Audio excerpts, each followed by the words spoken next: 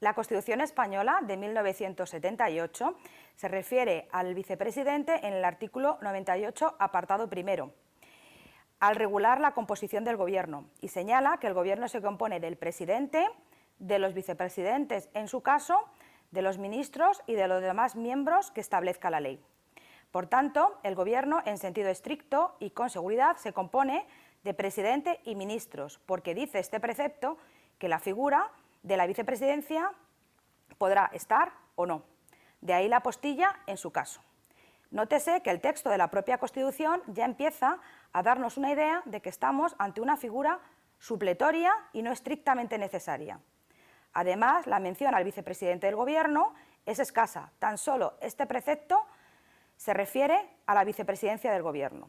Se trata, por tanto, de una figura jurídica imprecisa, pues desde el texto de la Constitución no se acierta a saber qué papel desempeña en el Gobierno. Por ello debemos recurrir a otras normas al margen de las constitucionales para poder dibujar, al menos esbozar, su régimen jurídico, su estatus, sus competencias y sus atribuciones, aunque también las referencias legislativas son escasas. Empecemos por el artículo 3 de la Ley 10/1983 de 16 de agosto de Organización de la Administración Central del Estado, que dice: el vicepresidente del Gobierno asumirá las funciones del presidente en los casos de fallecimiento, ausencia en el extranjero o enfermedad, sin perjuicio de lo dispuesto en la Constitución. Como vemos, este precepto parece haberlo establecido como una suerte de comodín o técnica polivalente a disposición del presidente del Gobierno para la organización interna del equipo gubernamental, cuyas principales funciones son las de sustitución, apoyo al presidente y coordinación de las tareas gubernamentales cuando así se lo encomiende el presidente. De hecho, ello es lógico, porque el diccionario de la Real Academia de la Lengua lo define como persona que hace o está facultada para hacer las veces de presidente, y el diccionario de uso del español, conocido coloquialmente como María Moliner, se señala en el prefijo vice que se aplica al nombre de algún cargo para designar el de la persona que lo suple, al que lo ostenta o está inmediatamente debajo de él en la jerarquía, a lo que añade una segunda acepción, sustituir, y más concretamente, en el caso del vicepresidente, lo define como la persona que suple en ciertos casos y para ciertos asuntos al presidente o en quien éste delega.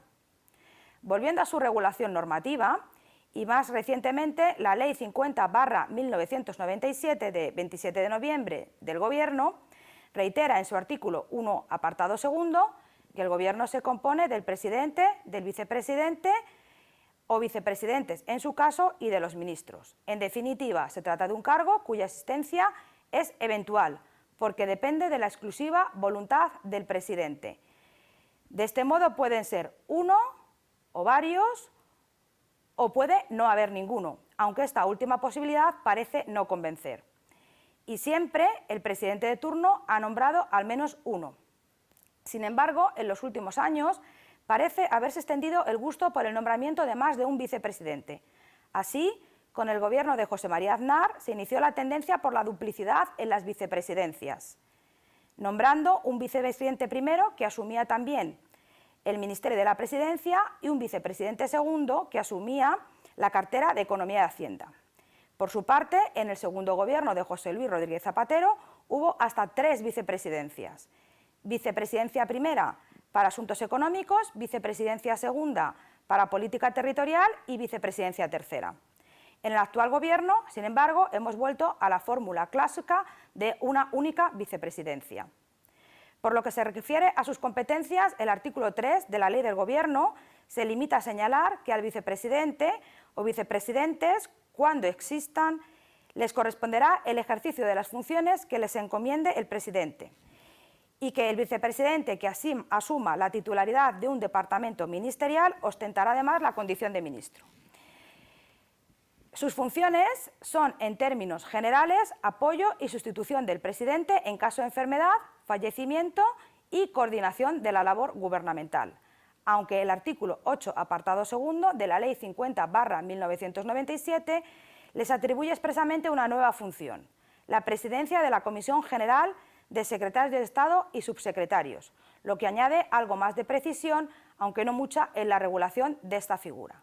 Naturalmente, su nombramiento, como en el caso de los ministros, es competencia del presidente del Gobierno. Por lo que respecta a su estatus jurídico, en materia de régimen de responsabilidad, según la doctrina mayoritaria, esta es la misma que la del presidente o la de los ministros. Ahora bien, conviene diferenciar según qué tipo de responsabilidad, porque si se trata de su responsabilidad política, no hay ninguna duda, desde el momento en que el artículo 108 de la Constitución establece la responsabilidad política solidaria de todos los miembros del Gobierno. Igual ocurre en el caso de la responsabilidad criminal. Pero si hablamos de la responsabilidad civil o administrativa, el tema no está tan claro, pues el régimen de responsabilidad civil o administrativa variará respecto del presidente o respecto de los ministros. Y ello por el especial estatus del presidente en materia de responsabilidad administrativa al llevar aparejado un ministerio de la presidencia que le descarga de esta responsabilidad. El tema está, por tanto, en dilucidar si responde administrativamente. Así, a pesar del mayor calado político de su actuación, como principal órgano de apoyo al presidente, su incidencia en cuestiones administrativas necesariamente será mayor. No digamos cuando desempeña simultáneamente la titularidad de un departamento ministerial. De ahí que no pueda descartarse su responsabilidad administrativa. Por tanto, responderá administrativamente ante la jurisdicción contencioso-administrativa. En definitiva, parece que su responsabilidad es más semejante a la de los ministros que a la del presidente del Gobierno. Y en cuanto a su régimen de incompatibilidades, les es aplicable el régimen general aplicable a todos los miembros del Gobierno.